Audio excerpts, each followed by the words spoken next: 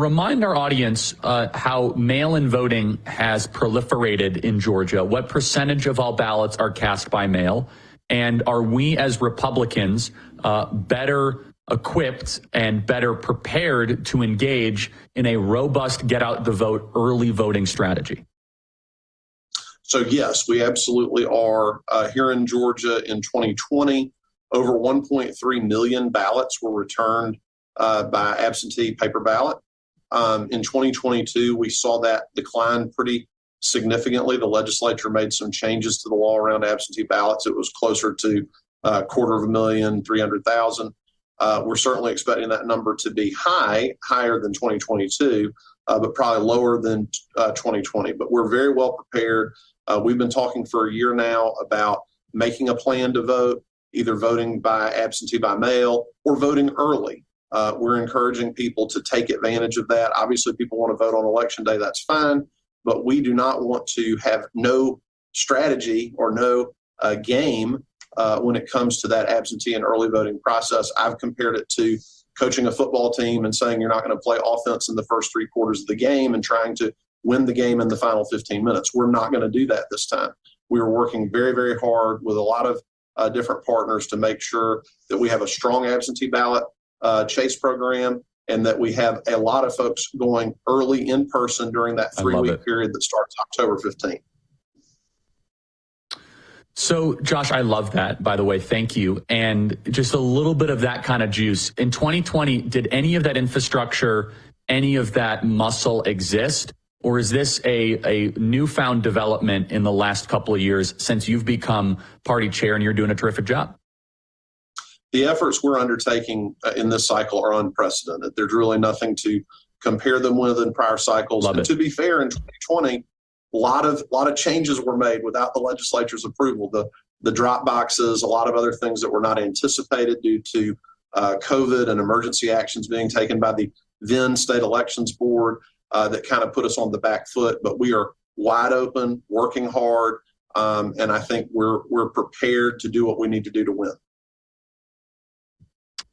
So let's also remind the audience of the voter registration numbers, the raw data. Are there more registered Republicans than Democrats in the state of Georgia? And if so, what do the numbers show? So we don't have party registration in our state, so it's a little bit hard to calculate. I will say that in the new mover data we get from the RNC, we just got the last batch we're going to get for the final quarter. We were very pleased to see those numbers.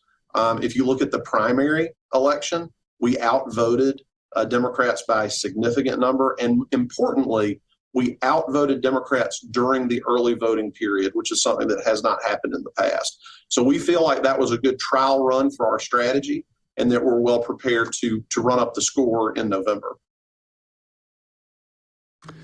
Let's talk about the different parts of Georgia. What are the hot spots, if you will? Fulton, Gwinnett, what counties, what areas, Augusta? Kind of give our audience an education of the geography of Georgia, of where we really need to kind of be emphasizing and focusing our attention. So it's obviously a couple of different things. Number one, counties that you may think of as Democratic strongholds in Georgia, these core urban counties like Fulton and DeKalb, Muskogee in the western part of the state, Chatham, Savannah. These are all places where it's very important for us to turn out because there are huge numbers of Republicans in those counties. We're also doing a lot with election integrity in those areas. The second sort of band of counties that are really important are these Republican strongholds, places that we did not perform as well as we needed to in the U.S. Senate runoff in 2021. That's northwestern Georgia, the 9th Congressional District, the 14th Congressional District, Rome and Dalton, some other urban Atlanta counties like Bartow County, Cherokee County.